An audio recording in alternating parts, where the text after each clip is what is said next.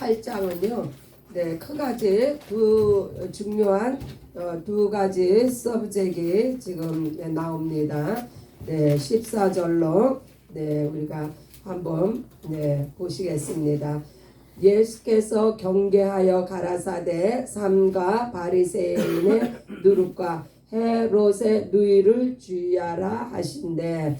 누룩 이야기가 나옵니다. 이 누룩은 그 이스라엘 백성이 이제 출애굽할 때 너무 상황이 긴박하고 시간이 없어서 이제 탈출을 해야 되는데 탈출해도 사람이 먹어야 되잖아요. 그래서 빵을 그 가지고 가야 되는데 이 빵에는 반드시 누룩 이스트가 반드시 들어가요. 그래야 빵이 이렇게 부풀어지고 제대로 맛이 나는 그러한 빵이 되는데 그때 상황에 너무 다급해가지고 누룩도 넣지 못한 그냥 그 반죽만 가지고 떠났어요. 그래서 그것을 기념해서 이스라엘 백성들은 지금도 그 6월절에 그것을 무교병이라 그래요. 누룩을 넣지 않은 그 빵을 무교병이라고 하는데 그것을 먹음으로 6월절을 기념하고 있어요. 그런데 여기서 예수님께서 왜 바리새인들의 누룩과 헤롯의 누이를 주의하라. 이 말씀을 이렇게 살펴보면요. 바리새인의 누룩이라 하면 우리가 어제 7장에서 교훈을 배웠죠. 사람의 유전과 사람의 전통 고르반 해가지고 하나님 앞에 드렸으면은 나는 이제 할 일을 다 했으니까 자기가 이 땅에서 또 부모를 공경해야 되는 이러한 것들을 그냥 무시하고 그것을 외면하는 이러한 것들을 그 책망을 하셨는데 이 바리새인의 누룩이라 하면요. 이 종교적인 외식과 종교적인 그 위선 이러한 것들을 조심하라고 말씀하시는 거예요. 이 누룩이라고 하면요. 누룩은 이렇게 막 번져가는 거거든요. 이렇게 부풀게 하는 거거든요. 그래서 예수님께서 바리새인의 누룩을 조심하라. 이 자기들의 종교적인 간습으로 하나님의 계명을 저버리는 그러한 것들을 주의하고 조심하라고 이제 제자들에게 이제 말씀을 하시는 거예요. 또한 이제 헤롯의 누룩에 대해서 주의하라고 경계를 하시는데 이 헤롯의 누룩이라 하면 이제 그 바리새인들에게는 종교적인 것, 그러나 이 헤롯은 당대의 그 정치가 있잖아요. 정치적인, 그래서 이 헤롯의 누룩이라 하면 이제 세속주의를 조심하라고. 그래서 이때에 이 당시에는 그 사두개인들이 정치와 결합을 해가지고 헤롯 밑에서 이제 그 돈벌이에 눈이 멀어 있는 그것을 경계하라고. 그래서 이 세속주의라고 하면은 육신의 정욕, 안목의 정욕, 이생의 자랑 이런 것들을 통해서 하나님을 멀리하고 세상적인 것과 결탁해서 저들이 치부하는 이러한 것들을 벌써 예수님은 다 꿰뚫어 보시고 그러한 것들을 조심하라고 제자들에게 말씀을 하십니다. 그래서 너희가 눈이 있어도 보지 못하며 귀가 있어도 듣지 못하느냐. 너희 마음이 둔하여졌느냐. 어찌하여서 떡이 없는 것을 염려하느냐. 예수님이 지금 말씀하시는 것은요. 이제 하나님의 계명에 대해서 너희가 신실해야 되는데 이 세상 것에 종교적인 그런 외식과 위선 때문에 또한 이 세속적인 그 탐심과 탐욕 때문에 눈이 어두워져서 정작 지켜야 될 하나님의 말씀을 지키지 않는 것을 지금 말씀하고 계시는데 이제 제자들은 예수님께서 이때 당시에 5,000명을 먹이시고 4,000명을 먹이신 네. 이것을 내 제자들이 이것만을 육적인 이것만을 생각하고 예수님의 하시는 말씀을 아직도 깨닫지 못하고 있습니다. 네, 이제 두 번째 단어는 네, 이제 27절에 네, 그 예수님께서 네, 이제 제자들에게 묻습니다. 이 예수님의 네, 많은 이제 기적과 이적을 행한 후에 제자들이 이제 제자들이 예수님이 과연 누구신가 하는 이러한 궁금증이 있는 가운데에 예수님께서 사람들이 나를 누구라고 하느냐 하고 예수님이 이미 아시고 직접 물어보세요. 사람들이 나를 누구라고 하느냐. 왜냐하면은 너무 예수님께서 이 초월적인 이적과 기사를 많이 행하셨기 때문에. 그러자 이제 제자들이 이야기합니다. 침례 요한이라 하고 더러는 엘리야, 더러는 선지자 중에 하나라고 이렇게 이야기를 하는데, 침례 요한이라고 하면 이때 당시에 침례 요한처럼 그렇게 당당하게 드러내놓고 회개를 외친 자가 없었으며, 침례 요한은요 정말 구약의 마지막 선지자로서 이 침례 요한보다 큰 자가 없다고 했어요. 그래서 이때 당시에 침례 요한함은 그 헤롯도 이야기하잖아요. 그는 의롭고 거룩한 사람인 줄을 아는 거로 함부로 죽이지를 못했던 침례 요한이었어요. 그러나 이제 그래서 예수님을 사람들이 죽은 침례 요한이 되돌아온 거 아니냐 이렇게 말을 했다는 거예요. 그리고 더러는 엘리야가 아니냐. 엘리야가 누구예요? 엘리야는 불의 선지자입니다. 갈멜산에서 기도하여 불을 내려 850명의 바알의 선지자를 물리친 그러한 위대한 선지자 엘리야. 구름 병마 타고 하늘로 올라간 엘리야. 선지자 중에 엘리야를 제일로 꼽습니다. 그래서 혹시 엘리야가 다시 돌아온 게 아닌가 이렇게도 생각을 하고, 또는 그래서 선지자 중에 하나가 아닌가 이렇게 사람들이 생각을 한다는 거예요. 그러나 예수님이 이때까지 예수님이 가르치신 제자들에게 너희는 나를 누구라고 생각하느냐 했더니 과연 베드로가 수제자답게 주는 그리스도이시니이다. 이 대답은요 주는 그리스도이시니이다. 구약의 모든 선지자들이 예언했던 메시아 그리스도란 기름 부음을 받은 자라는 의미인데 메시아로서 메시아가 그 구약에서 예언한 메시아가 오신 것이다. 이렇게 이제 그 베드로가 이야기를 하는 거예요. 그래서 예수님이 이렇게 말씀하시죠. 내가 그 말을 한 것은 네가 한 것이 아니라 하늘에 계신 내 아버지께서 너로 하여 그렇게 말을 하게 한 것이다. 이제 그게 왜 그게 맞는 말이냐면요.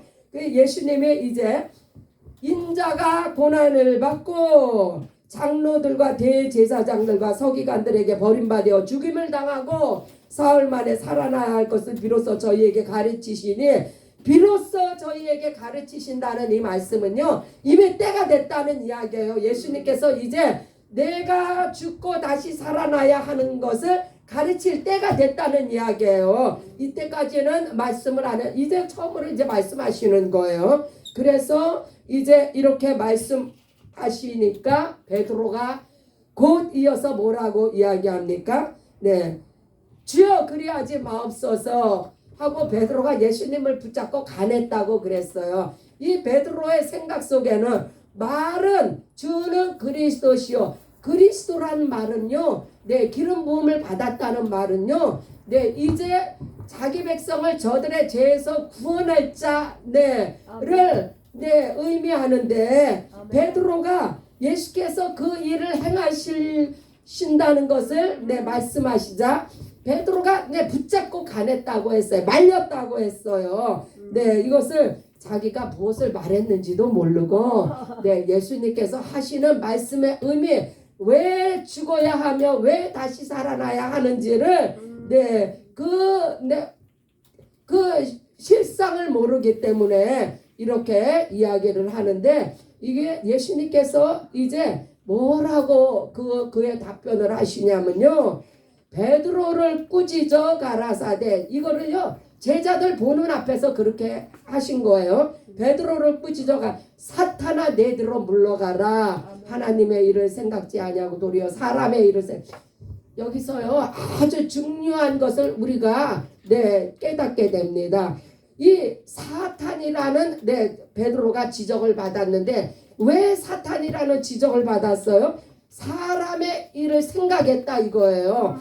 사람의 일을 생각했다는 것은 베드로의 생각 속에 이 메시아라는 것을 고백은 했지만 베드로의 마음속에는 이 예수님을 통해서 이 땅에 이스라엘의 왕국이 새롭게 세워져야 된다는 이 사람의 생각. 그러나 예수님은 어느 한 민족, 어느 한 나라를 위해서 이 땅에 오신 분이 아니십니다. 그래서 이 사람의 일의 생각이 곧 사탄의 생각입니다. 그러나 여기서 이것을 베드로에게만 적용시키면은 우리와 아무 상관이 없어요. 우리가 때때로 우리의 생각 속에 얼마나 많이 이러한 사단이 주는 생각을 우리가 하며 우리가 사역을 할 때에도 우리의 생각이 들어가면 그거는 사단의 생각이라는 것을 우리가 말씀을 통해서 깨달아야 합니다. 그래서 하나님의 일이 무엇이고 사람의 일이 무엇인지는요, 결론을 보면 알아요. 과연 성령께서 인도하신 사역인지, 마귀가 주는 생각으로 하는 사역인지를 우리가 분별할 수 있어야 합니다. 저도 때때로는요 얼마나 연약한 무디 목사님이 한마디로 뭐 달라스를 가셔야 된다, 뭐 어디를 가셔야 된다 그러면요, 제가 아니 교회를 놔두고 어디를 그렇게 오랫동안 가십니까? 이건요 베드로가 하는 이야기하고 똑같은 거예요. 그러나 인간적인 이러한 이 말조차도 이것이 바로 사단의 생각이라는 거예요. 그러나 그래 분별이 무디 목사님 분별이 있으니까 그러한 말에도 개의치 아니하고 그냥 전진하잖아요.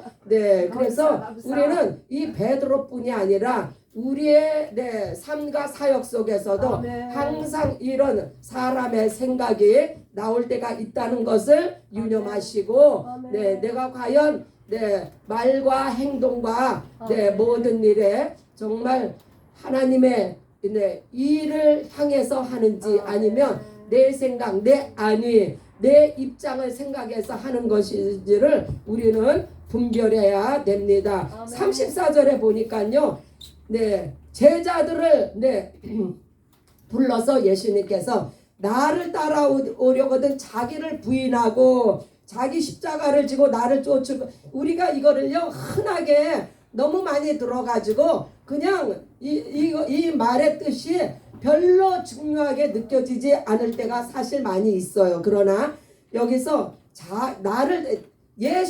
예수의 제자가 되려면 나를 부인하고 자기를 부인한다.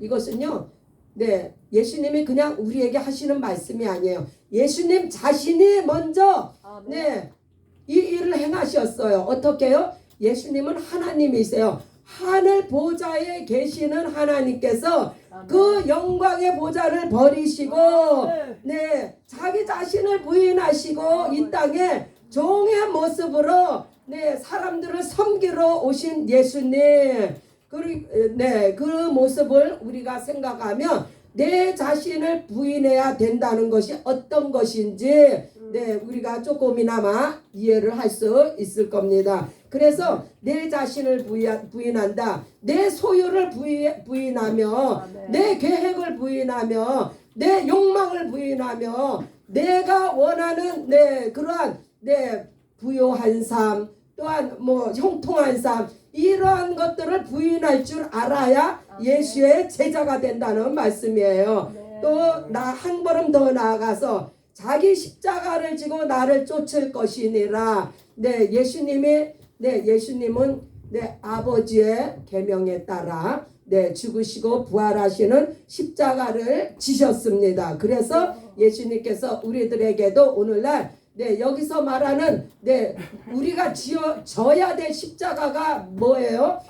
이것은요 곧 우리의 사명이에요. 예수님이 사명을 가지고 이 땅에 오셨잖아요. 아멘. 그 사명이 바로 십자가를 지는 것이잖아요. 아멘. 그래서 우리의 십자가가 무엇이냐? 혹은 뭐 내 가족이 십자가다, 뭐 내 남편이 십자가다 아니에요. 하나님께서 내게 주신 사명이 십자가예요. 이 사역을 행하기 위해서 십자가란 죽음의 고통을 의미하는 거예요. 인내가 필요하고 그래서 이 내가 받은 사명이 결코 쉽지만은 않습니다. 결코 이 십자가를 진다는 것이 그렇게 간단한 것이 아니에요. 사명을 위해서 내가 받은 그 하나님으로부터 받은 소명을 위해서 우리는 기꺼이 인내하며 고통을 감내하며 예수를 따를 때에 우리는 진정한 예수의 제자가 되었습니다. 우리는 항상 완료형을 써야 돼요. 될 것입니다가 아니에요. 되었습니다 라고 그래야 자신 있게 우리가 나아가는 거예요. 그래서 복음을 위하여 목숨을 잃으면 구원하리라, 구원받으리라. 그래서 우리는 이미 예수 복음을 위해서 우리 목숨 내놨잖아요. 새벽마다 우리가 왜 이렇게 모여요? 왜 이렇게 나가서 길거리에서 전도하고 이 모든 행하는 일들이 우리 목숨을 아끼지 아니하고 복음을 위해서 내어놨기 때문에 이 구원받은 자가 바로 이와 같이 복음을 위해서 목숨을 아끼지 않습니다. 천하를 얻고도 제 목숨을 잃으면 무엇이 유익하리요? 천하를 얻은 사람들이 많았잖아요. 진시황도 그렇고 징기스탄 또 우리나라에 천하를 얻었다 하면 그 물질 재물을 말하는 거 아니에요? 많은 것을 가졌어도 동전 한 푼을 못 가지고 갔잖아요. 갈 곳이 없어서 울었다잖아요. 그러니 이 말씀을 보고 우리만 적용할 것이 아니라 이러한 것을 우리가 증거를 해야 됩니다. 이 세상의 것들은 잠시 있다 사라지며 이 세상의 것은 유한하며 한시적이며 잠시 잠깐 있다가 사라지는 것들에 목숨을 걸지 마시고 저 영원한 하늘나라와 우리의 신랑 되시는 예수님을 위해서 우리의 전부를 바쳤습니다. 그래서 누구든지 이 음란하고 죄 많은 세대 아주 딱 예수님이 정의를 했어요. 이 세상은 음란한 세상이고 왜? 우상이 들고 있잖아요. 얼마나 많은 이단이 있으며 타 종교 다 이게 음란한 거예요. 그래서 하나님 외에 섬기는 것이 있으면 그것이 음란한 거라는 것을 말씀합니다. 우리 사람들은 음란하다 하면은 뭐 인간 육적인 뭐 간통 뭐 이런 것을 생각하는데 이것은요 성경에서 말하는 음란은 하나님 외에 섬기는 그 모든 것들을 다 음란하다고 말하는 거예요. 그래서 이 죄 많은 세대 이미 죄가 관영했고 죄가 이제 꽉 찼다는 이야기예요. 그래서 인자도 아버지의 영광으로 그래서 이 세상에서 복음을 듣고 복음을 외면하는 자 예수님이 다시 오실 때 그러한 자들은 아버지의 영광에 함께 참여할 수 없다는 것을 말씀합니다. 위아! 1000 미셔너리!